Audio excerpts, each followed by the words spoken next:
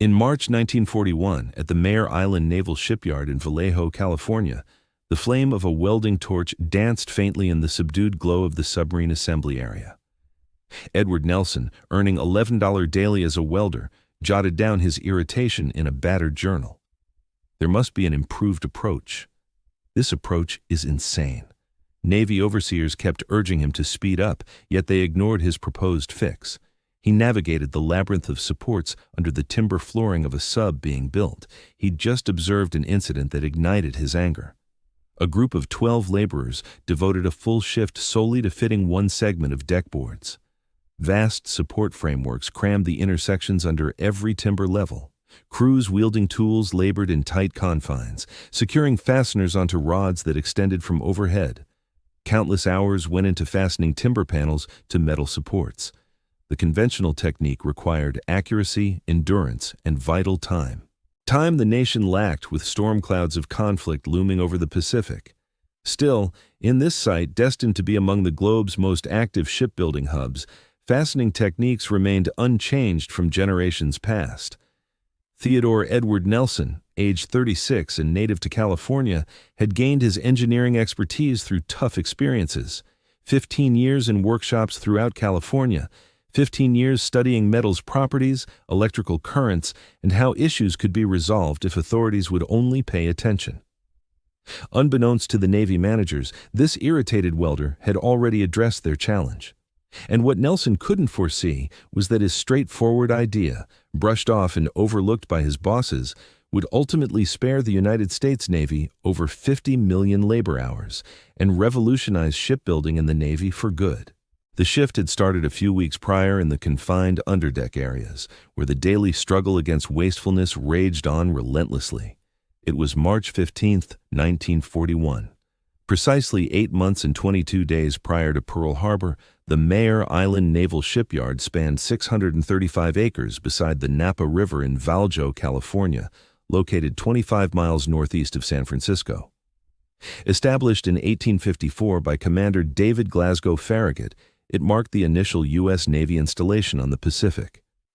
By the start of 1941, Mare Island had developed into the leading West Coast center for building submarines. Operations ran non-stop, with 3 crews rotating, 7 days weekly. Submarine assembly had surged as strains with Japan intensified. The facility hired about 12,000 non-military personnel in early 1941, a figure that would grow to almost 50,000 by 1944. Ted Nelson, identification number 3872, was one of those 12,000. He made $11 each day, handling the morning rotation from 7 a.m. to 4 p.m. His role involved welding, mostly on subcasings and inner frameworks. He excelled at it, quick and exact, but grew more annoyed by the evident squandering of effort. The issue appeared wherever he turned. Fitting timber decking on subs, destroyers, and carriers, the Navy mandated wooden surfaces for various benefits. Timber offered superior grip compared to metal in damp settings. Timber muffled sounds from personnel traffic. Timber supplied minor protection from the chill of the underlying metal, and should flames erupt, timber surfaces could be fixed or swapped more readily than fused metal sheets. However, the fitting process was outdated, demanding heavy manpower and excruciatingly drawn out. The routine protocol, unaltered since World War I, unfolded through a sequence of intricate phases. Initially, teams bored openings into the timber boards at exact spacings. These openings got recessed to let bolt caps lie level with the surface. Afterward, crews aligned the boards over the metal deck base. Then ensued the ordeal. Laborers needed to erect broad support systems under the flooring within the sub or vessel's rooms. Several tiers of walkways were essential to reach the bottom of the metal deck base. With supports assembled, teams from above and below collaborated to slide extended rods downward via the timber boards and matching slots in the metal base. Those underneath, positioned on support levels in narrow, shadowy areas, attached caps to the sticking-out rod tips. They wrenched these caps tight, drawing the timber board snug to the metal base overhead. Lastly, surface crews sealed the recessed spots with timber inserts, yielding an even flooring. This routine applied to each deck portion. A sub could feature hundreds of square feet of timber decking, needing thousands of separate fixings. An aircraft carrier's timber takeoff area spanned tens of thousands of square feet. The manpower demands were immense. A standard installing the submarine deck demanded a team of 12 to 16 workers laboring over 5 to 7 days. Erecting the scaffolding by itself required 2 complete days, followed by another full day to take it down. The rest of the period went toward fastening the bolts. Ted Nelson had carried out this task numerous times before. He'd logged endless hours perched on those scaffold platforms, screwing nuts onto bolts in tight submarine spaces no taller than 4 feet. His back throbbed from the endless stooping. His hands bore scars from wrenches that slipped. His endurance had worn thin. Yet it wasn't just his own aches that fueled his irritation. He grasped the wider implications. War loomed on the horizon. All at Mare Island sensed it. The facility was lagging on submarine builds and other projects. The Navy required vessels launched and operational, not idle in dry docks pending deck fittings. Each day of holdup edged them nearer to battle. The U.S. wasn't prepared for war, and Nelson believed there was an improved approach. For months, he'd mulled over the issue during the tedious stretches of standard welding duties. To him, the fix was straightforward. Rather than securing bolts from the top and fastening nuts from underneath, why not fuse studs right onto the metal structure? Perform the welds solely from above. No need for scaffolding, no fasteners, no crew squeezed into lower areas, just quick, durable, lasting joins. The idea was straightforward. A stud with threads, basically a bolt without a head, could be fused to the deck's steel frame in mere moments. The wood panels would feature threaded fittings or custom nuts to secure onto these studs. The whole process could happen exclusively from the upper side. No platforms, no underdeck efforts, no need to sync teams from both levels. Nelson had encountered stud welding in basic applications previously. The technique was available for flat horizontal plates. A bit of flux powder would go on a level steel area. The stud would sit in the powder. An electric arc would bond it to the metal. However, this approach was limited to flat horizontals. The powder would spill away from upright or ceiling positions, and shipbuilding demanded welds in every orientation: vertical, horizontal, overhead, any angle. This challenge had stumped welding specialists for 2 decades: how to adapt stud welding for non-flat surfaces. Nelson felt he held the key. The realization struck him as so basic that he nearly chuckled. Swap out the scattered flux powder for one contained in a tiny ceramic ferrule. Fix the ferrule to the stud's tip. The flux would hold steady no matter the angle. He jotted the concept into his notebook. Envision a portable welding tool, a spring mechanism to push the stud flush against the steel, an electric switch for the arc, and a single-use ceramic flux cover per stud. Each weld would wrap up in under a second. A single operator could place scores of studs in the duration now needed for one bolted link. He presented the notion to his boss, a Navy lieutenant called Morrison. The discussion wrapped in under 5 minutes. Morrison scarcely glanced at the drawings. "We adhere to set protocols, Mr. Nelson. We stick to Navy guidelines. If you'd rather weld than oversee bolt work, keep to your assigned roles." Undeterred, Nelson approached the yard's lead welding specialist, a private expert named Hartwell. He outlined the efficiency gains, the cut in manpower, the savings on scaffolding. Hartwell proved kinder than Morrison, yet just as rejecting. "Lad, folks far brighter than you or I have wrestled with this for 20 years. If it were so simple, it'd be in use by now. Plus, the Navy sets the rules. We can't alter methods on a welder's whim. You'd require clearance from the Bureau of Ships and DC engineering reviews, test models. That demands years. We don't have years," Nelson argued. "We need subs right away." Hartwell merely lifted his shoulders. "That's above my pay grade, Mr. Nelson. My focus is constructing ships to spec. Yours is handling the welds you're compensated for." Nelson stormed out from the talk, furious and disheartened. He'd proposed a fix that might shave thousands of hours off each sub's timeline. They'd brushed it aside without real review, not due to any defect in the plan, not because it'd fail, but simply because he was merely a welder. Because shifts in process meant forms and sign-offs. Because protocol trumped fresh ideas, he gave it one final push, drafting a detailed memo to the yard's head, Captain Thomas Withers. The document was meticulously worded, detailing the ongoing waste. suggesting the stud welding alternative and projecting reductions in time and expense. He forwarded the memo via official routes. Nelson followed the proper channels, adhering to the standard process for employee ideas at the shipyard. 3 weeks afterward, a response arrived in the form of a standard reply, expressing gratitude for his efforts to enhance operational efficiency. It included a courteous note that every engineering idea underwent scrutiny by the Bureau of Ships Evaluation Panel. The letter mentioned that his input had been passed along for review, along with a candid note that such assessments usually spanned 18 to 24 months. He'd get word if it advanced to deeper analysis. 18 to 24 months. That could mean the conflict had ended or turned against them by then. Frustrated, Nelson balled up the paper and tossed it aside. That night, he resolved on a path that would reshape his future and influence naval development forever. Since the Navy ignored him, he'd constructed on his own. He'd demonstrate its viability firsthand, forcing them to take notice. He organized a workspace in the garage adjacent to his modest home in Vallejo. His spouse, Emma, observed uneasily as he gathered leftover metal and welding gear. "Ted, this could cost you your job," she cautioned. "You're meant to focus on official Navy tasks, not personal projects." "It'll benefit the Navy," he countered. "They simply haven't realized it." In the ensuing weeks, dedicating his evenings and days off, Nelson assembled his initial stud welder prototype. Though rough in appearance, it performed reliably. A handgun-style grip, a tensioned plunger to secure and apply pressure to the fastener, an electric switch linked to a power source for welding, and a fast load system for fresh studs. The key breakthrough lay in the flux enclosure. He tinkered with various ceramics, flux formulas, and enclosure shapes.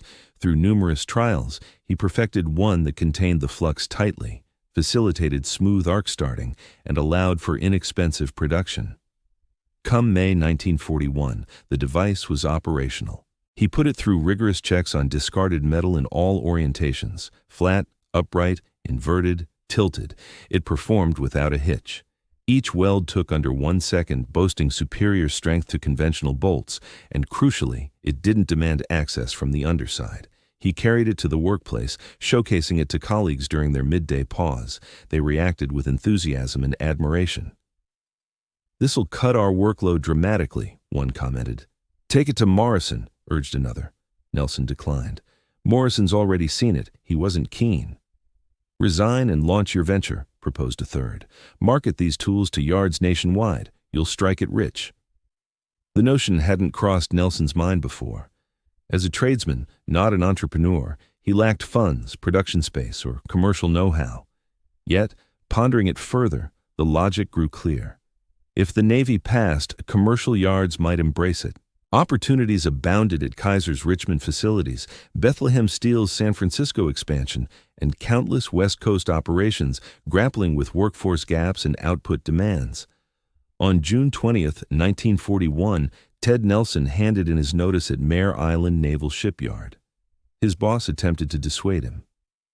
"Nelson, you're a solid craftsman. Don't risk a reliable position on a wild scheme." But Nelson was resolute. "I'm setting up to produce these welders," he informed Morrison, "and should the Navy return to purchase them, remember our talk." Departing Mare Island with just $11 to his name, a toolkit-stocked garage, and unwavering belief in his creation's potential, he founded Nelson Specialty Welding Equipment Corporation on July 1, 1941. Securing a $95,000 loan from the Reconstruction Finance Corporation, a federal program from the Depression era aiding modest enterprises, he leased a modest facility in Vallejo and started producing the devices. The early phase proved challenging.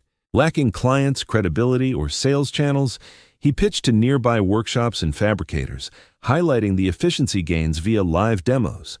Many doubted him, though a handful agreed to trial models. Gradually, commitments trickled in. By September 1941, he'd moved 18 units and thousands of flux-sealed studs. Then, December 7, 1941, shifted the landscape entirely. The assault on Pearl Harbor left 8 battleships, 3 cruisers, 3 destroyers, and 188 planes ruined or crippled. It claimed 203 American lives. America entered the fray. Overnight, vessel construction became vital to the nation's endurance. Mere days after the strike, the industry surged into urgent expansion. Kaiser Yards ramped up Liberty ship output at record speed. Mare Island Naval Shipyard got urgent directives for subs. Bethlehem Steel and fellow private outfits, shipyards shifted to triple-shift operations. Each of these operations encountered the identical challenge: accelerating ship construction to keep pace. Conventional approaches proved inadequate, too sluggish, too demanding on manpower, and too extravagant with valuable hours. Calls flooded into Ted Nelson's line. Procurement specialists from shipyards, who had brushed off his device mere weeks before, suddenly sought major contracts. The Kaiser Yards placed an order for 50 welding units and 10,000 studs. Bethlehem Steel requested 40 units. Remarkably, Mare Island Naval Shipyard, which had turned him away only months prior, now ordered 60 units and 20,000 studs.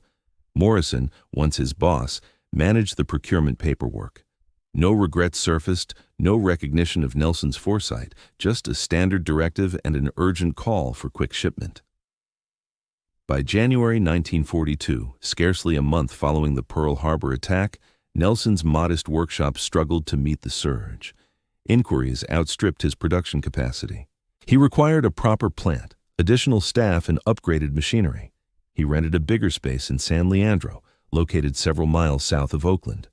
The structure stood amid a cornfield, remote and unremarkable, yet it offered ample area, electricity, and potential for growth.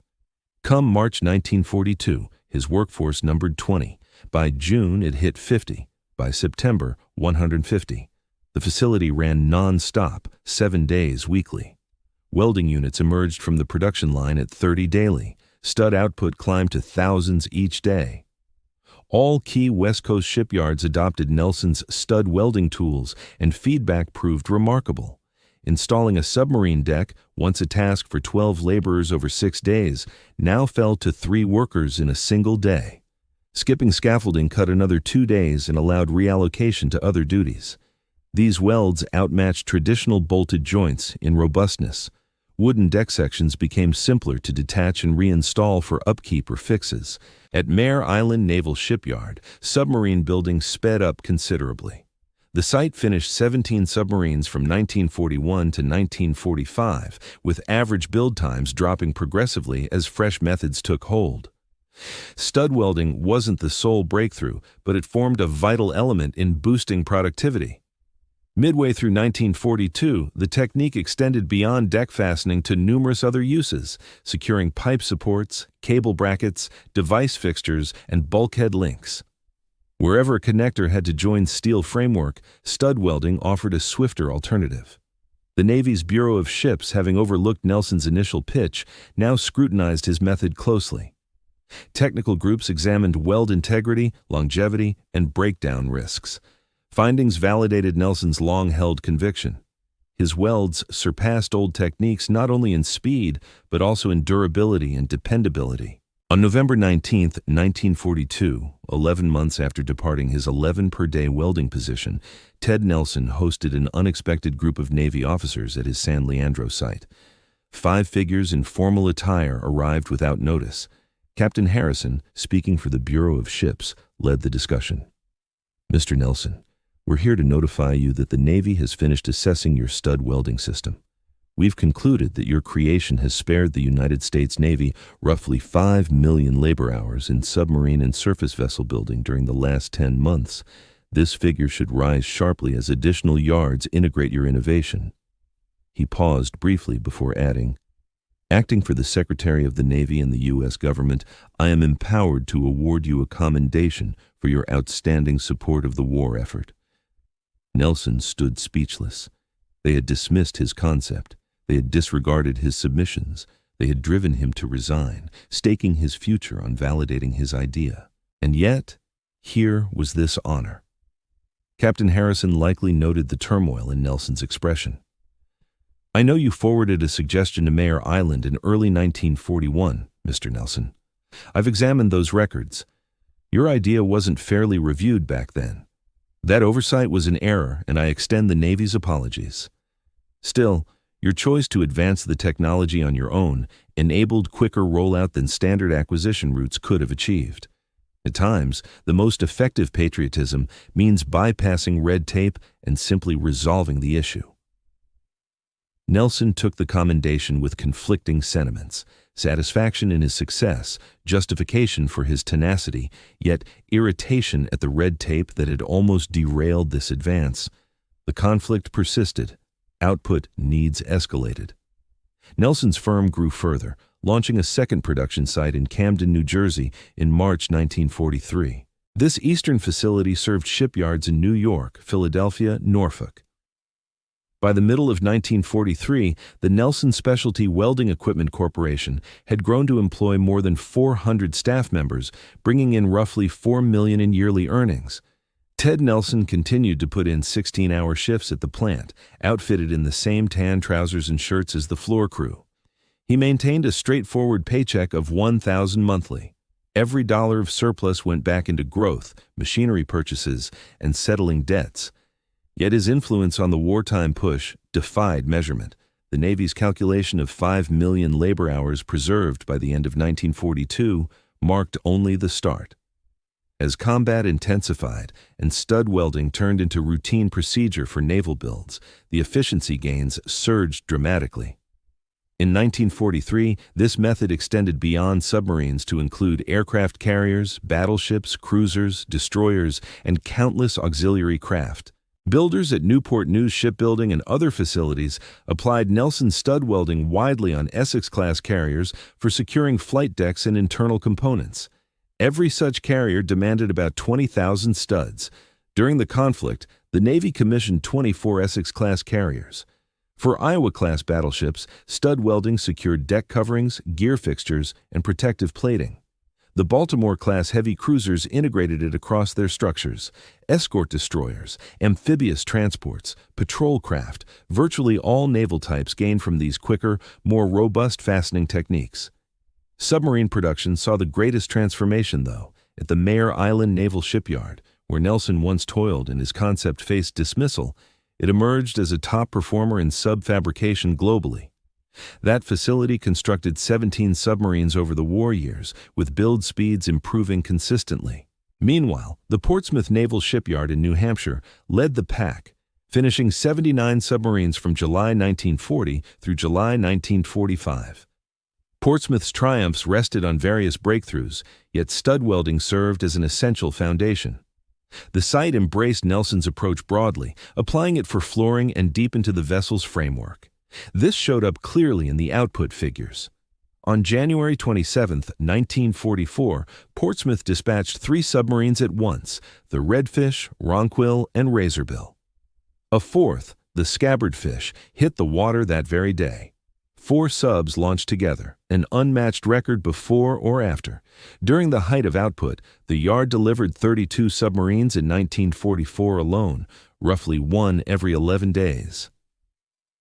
For the Below-class subs that dominated production, Portsmouth's timeline from keel laying to service averaged 12 months. That shaved several months off the pace at comparable facilities tackling the identical design. The Electric Boat Company in Groton, Connecticut, assembled 74 submarines in total. Even Manitowoc Shipbuilding in Wisconsin, landlocked on the Great Lakes far from saltwater, produced 28 subs, which then traveled the Mississippi to reach the Gulf. In sum, U.S. shipyards turned out 203 submarines for World War II. Everyone incorporated thousands of stud-welded connections. Each stud cut minutes from workforce hours. Scaling that up across thousands of studs per sub times hundreds of vessels yielded immense labor reductions. Submarines formed just one chapter, however. Surface combatants and cargo fleets drove the true mass output. Under the Maritime Commission's Liberty Ship Initiative, mainly at Kaiser Yards, workers completed 2,910 freighters. Each Liberty ship incorporated around 5,000 to 8,000 stud-welded points for deck surfaces, loading gear, gun platforms, and onboard hardware. Victory ships, an upgraded and swifter variant, followed comparable specs. The manufacturing scope broke all historical precedents. In 1943's Zenith for Liberty builds, U.S. yards debuted 3 vessels daily, 75 monthly, and 900 annually. Such feats stemmed solely from bold shifts in building practices, pre-cut parts, sectional builds, skilled crews, purpose-built implements, and accelerated joining systems. Stud welding fit as a vital element in this broader overhaul of shipyard productivity. Removing temporary platforms allowed laborers to tackle alternative jobs. Rapid setup shortened overall timelines. The weld's durability and consistency meant these rush-constructed hulls could endure brutal Atlantic weather and hostile fire. Come spring 1943, the U.S. Navy officially acknowledged Nelson's role. On May 11, 1943, the Secretary of the Navy bestowed the Army-Navy E Award for Production Excellence upon the Nelson Specialty Welding Equipment Corporation. Established in July 1942, the E Award honored firms whose operations delivered exceptional results in crafting military gear, with superior standards in both volume and precision. Just a select few organizations involved in wartime efforts earned this prestigious distinction, only around 5% of those companies. The recognition included a pennant displayed at the facility and personal pins awarded to every staff member. The presentation took place at the San Leandro facility, complete with formal military rites. Representatives from the Navy, Army, and community leaders were present.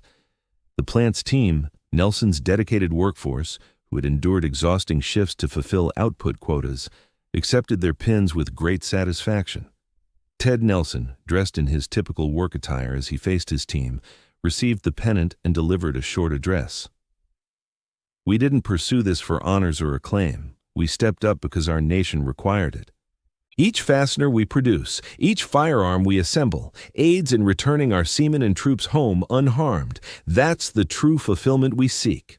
Yet the Navy continued to acknowledge Nelson's contributions. Facilities that sustained exceptional standards for half a year following the first E Award could attach a star to their pennant. The Nelson Company secured its initial star in November 1943, followed by the second in May 1944. When the conflict concluded, the Nelson Specialty Welding Equipment Corporation boasted 2 E Awards adorned with stars, a rare feat shared by merely a few enterprises. The commendations highlighted the projected savings of 50 million labor hours in naval shipbuilding, 50 million man-hours. Pause to consider that figure. 50 million hours equates to roughly 5,700 years. For a single individual laboring 8 hours daily without respite, it would demand more than 19,000 years to reach that total. Such efficiency stemmed from a straightforward advancement, a spring-activated welding tool paired with a ceramic flux covering. This breakthrough accelerated vessel deployment into service. It enabled additional submarines to pursue Japanese supply lines. It bolstered more escorts protecting merchant fleets. It supported extra carriers initiating offensives. It facilitated swifter transport of infantry to contested shores. Each vessel rushed into action, amplified battlefield strength, expedited resource distribution, and preserved countless lives. The overall tactical influence defied measurement. Moreover, Nelson's development yielded an unforeseen advantage. The stud welding technique demanded far less expertise than standard bolting methods or traditional fusion joining. With basic instruction, newcomers could execute stud welding tasks reliably and without risk. This proved vital as the war dragged on and workforce deficits grew acute. Females flooded into the dockyards in record volumes. While Rosie the Riveter epitomized women in riveting roles, there emerged Wendy the Welder'S too. These women handled stud welding devices, fitted floor coverings, and secured machinery. Numerous developed considerable proficiency in the method. At its height, the Mare Island Naval Shipyard supported nearly 50,000 personnel, among them 9,000 women. Kaiser's shipbuilding operations drew hundreds of thousands, with females comprising almost 30% of the labor pool. These newcomers required equipment and techniques that were easy to master and secure to operate. Stud welding aligned seamlessly with those needs. By 1944, the Allies had gained a clear upper hand in the global struggle. U.S. manufacturing output eclipsed the Axis powers' combined capacity. America constructed superior numbers of vessels, aircraft, armored vehicles, and weaponry compared to Germany and Japan together. The arsenal of democracy, in President Roosevelt's words, functioned at peak efficiency. Ted Nelson's stud welding devices represented a modest element within this colossal productive surge. Yet modest elements count significantly. During wartime, productivity translates to preserved lives and victorious engagements. Quicker vessel assembly equated to earlier naval deployment. Enhanced naval presence led to greater destruction of Japanese merchant tonnage, additional territory captured, and intensified strain on adversaries.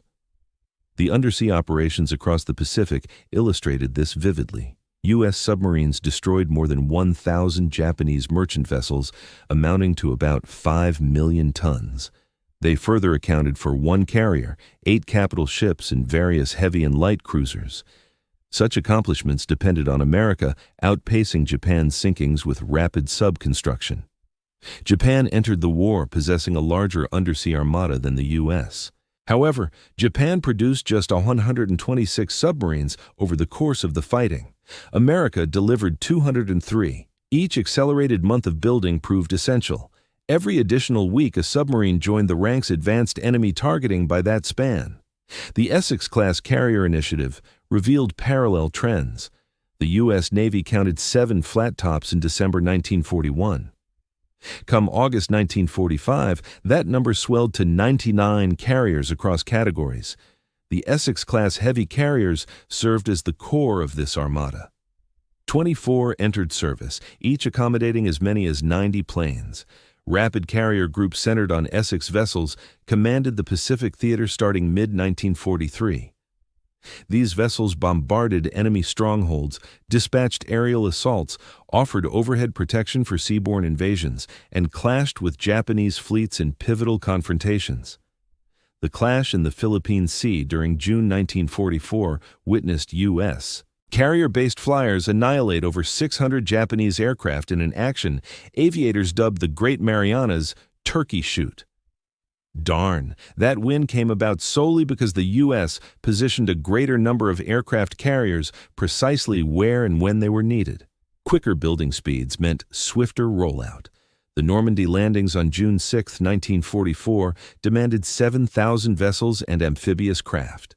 This vast fleet, history's biggest seaborne attack, succeeded thanks to U.S. and U.K. yards churning out thousands of those landing vehicles.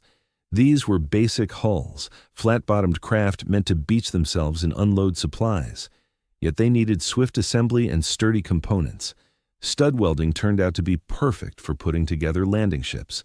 Cargo doors, crane supports, deck hardware, all got fitted fast and firmly. The method Nelson created for securing items to subdecks extended across the entire armada of landing craft. Following VE Day, in May 1945, focus turned entirely to the Pacific theater. The intended assault on Japan, dubbed Operation Downfall, was set for November 1945. It would call for even more vessels, additional landing craft, and superior supply chains than any prior effort. Yards geared up for a fresh wave of output. But then, on August 6 and 9, 1945, nuclear strikes leveled Hiroshima and Nagasaki. Japan capitulated. World War II wrapped up on August 15, 1945. The enormous war industry started slowing to a halt. Deals got scrapped, employees faced layoffs, shipbuilding sites shut down or switched to civilian output. The Nelson Specialty Welding Equipment Corporation stared down an unclear path ahead. Wartime contracts vanished in a flash. The firm, which once had more than 400 staff at its height, teetered on the brink of ruin. However, Ted Nelson had anticipated this shift. Throughout the conflict, he'd pondered non-military uses for stud welding. The process wasn't confined to naval work. Sectors dealing with steel assembly stood to gain from speedier joining techniques. Building projects, spans, high-rises, storage units, boilers, vehicle production. The potential was vast.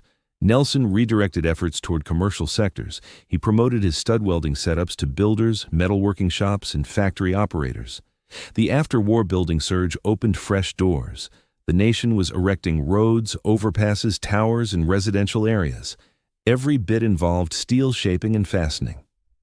By 1948, Nelson's outfit had smoothly moved into civilian manufacturing. Though the operation was leaner than in the war era, it held steady and expanded. The enterprise kept pushing boundaries, crafting novel stud types, enhanced welders, and tailored uses. In 1950, Nelson offloaded the business to TRW, a major manufacturing powerhouse. The deal ensured his financial stability and let him step back from daily oversight. Yet the Nelson label stuck with the gear. TRW kept selling Nelson's stud welding tools, preserving the name's reputation. In the years that followed, ownership shifted multiple times. TRW handed it over to Farsantech Incorporated in 2000. Doncaster's Group Limited took on Fentech in 2007. Stanley Black & Decker bought the industrial unit in 2018.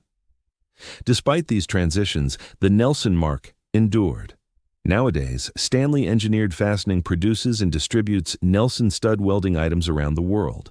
The innovation Ted Nelson sparked in his Vallejo garage still operates globally.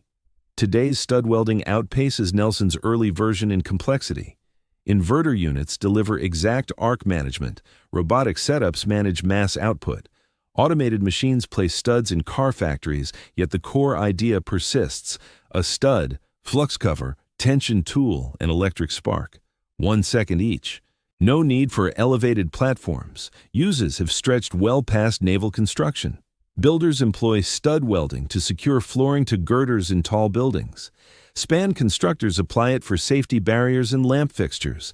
Atomic facilities rely on it for wiring channels and gear mounts.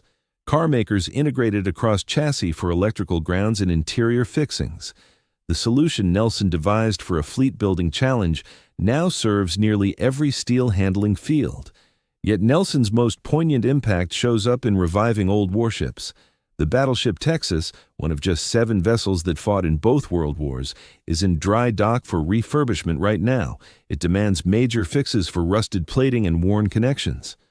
The repair crew found that current Nelson stud welding tools suit the job perfectly. They weld fresh steel sheets using the very tech Ted Nelson devised 8 decades back. In the same vein, the submarine USS Pampanito, a Ww2 vessel preserved in San Francisco, relies on Nelson stud welding for its regular upkeep. Maintenance plays a key role in preserving the vessel, which is moored at the Embarcadero and draws more than 100,000 guests each year. Ensuring the aging ship remains secure and operational demands ongoing vigilance. With Nelson's tools, the team of dedicated volunteers can carry out welding tasks effectively, bypassing the need for fully certified specialists on every job. Ted Nelson had the satisfaction of watching his creations influence areas well beyond his initial vision from that 1941 moment when he jotted down his concept in a notebook. He observed stud welding turn into a routine method in ship construction. He watched it spread to sectors across the globe. He witnessed his name link inseparably to a key welding technique. He passed away in 1994 at 89 years old, having outlived the Cold War's conclusion and the profound shifts in the world his peers had battled to safeguard.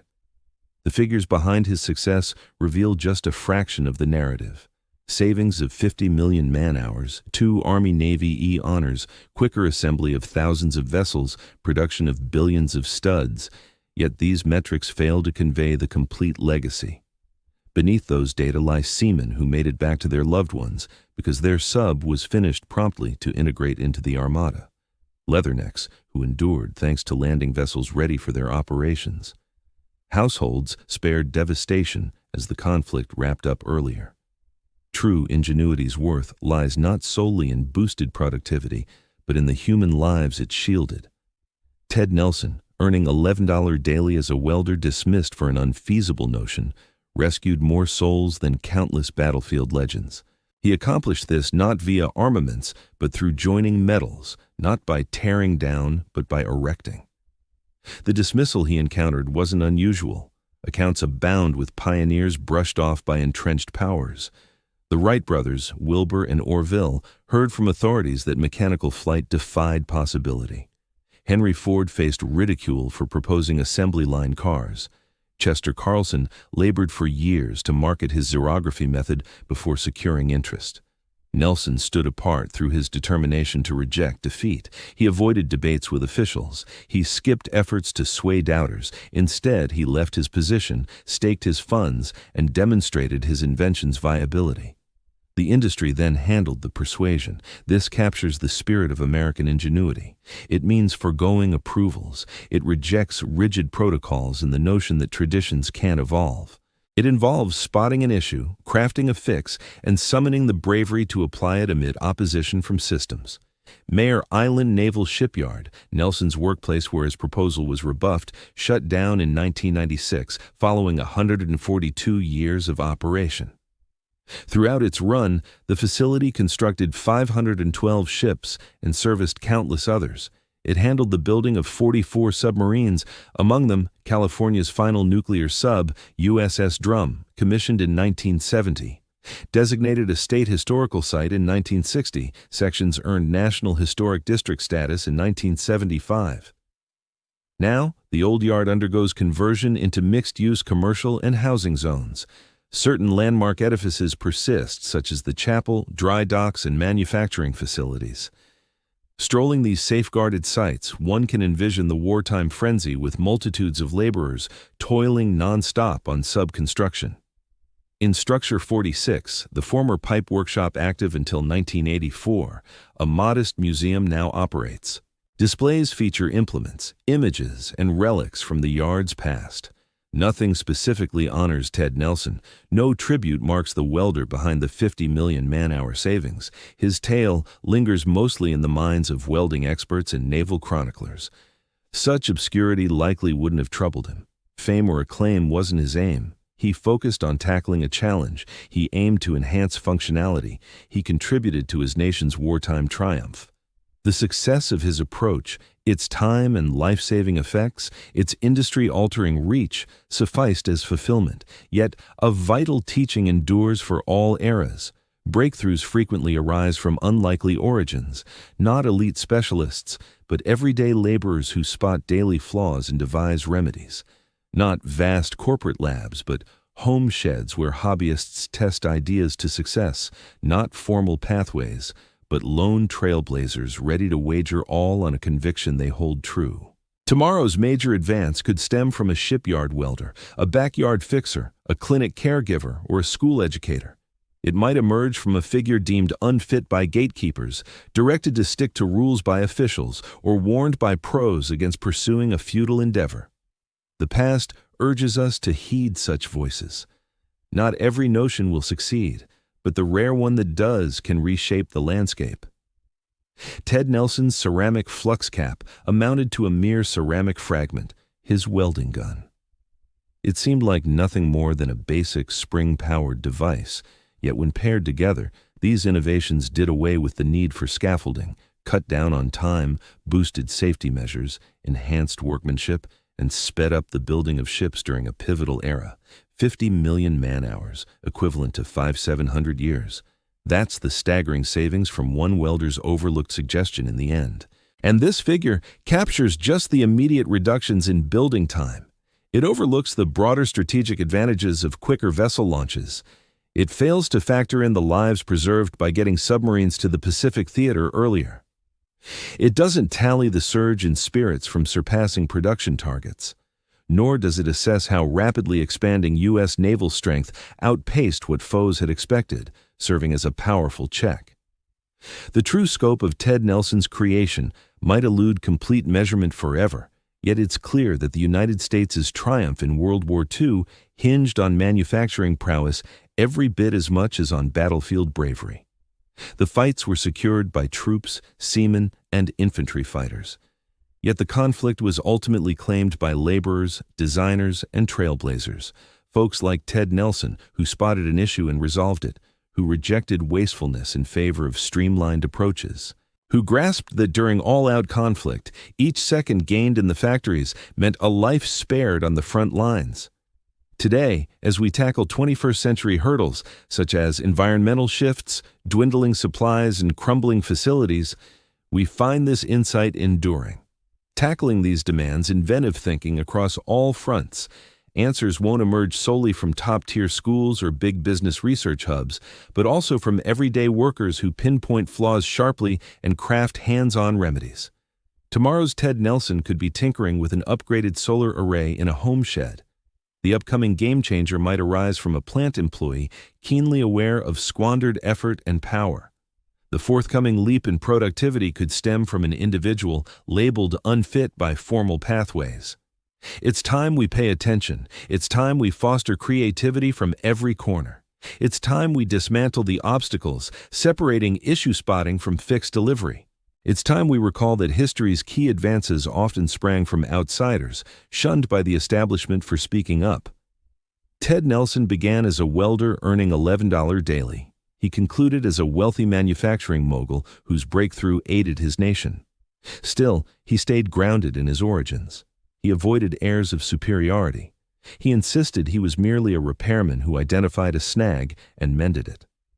In his final days, when queried on his achievements, he'd dismiss it with a shoulder lift. I simply built a superior rat trap. Folks came knocking at my threshold. It wasn't brilliance, it was straightforward logic. Yet logic deployed aptly, backed by resolve and tenacity, can reshape the past. That's the enduring mark of Ted Nelson, not merely the 50 million hours reclaimed, not solely the pair of E awards, not just the worldwide firm that carries his legacy today. His true inheritance lies in demonstrating that a single individual, armed with a solid concept and the grit to bring it to life, can alter outcomes. That inheritance endures whenever a welder activates a stud welder, whenever a vessel assembles more swiftly than traditional techniques permitted, whenever anyone eyes a clunky operation and wonders, surely there's an improved approach. Ted Nelson posed that query in 1941. His response aided in securing a victory. What inquiries are you raising now?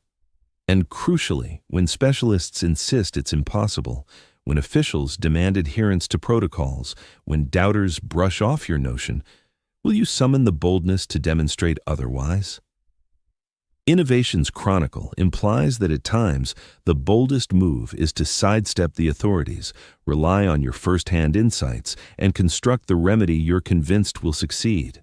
That's precisely what Ted Nelson accomplished. 8 decades on, welders globally rely on his device daily. And out there, maybe in a backyard setup or modest bench, the successor to Ted Nelson is outlining a concept dismissed as unfeasible. But they'll err, for the greatest advances don't arise from rigid routines.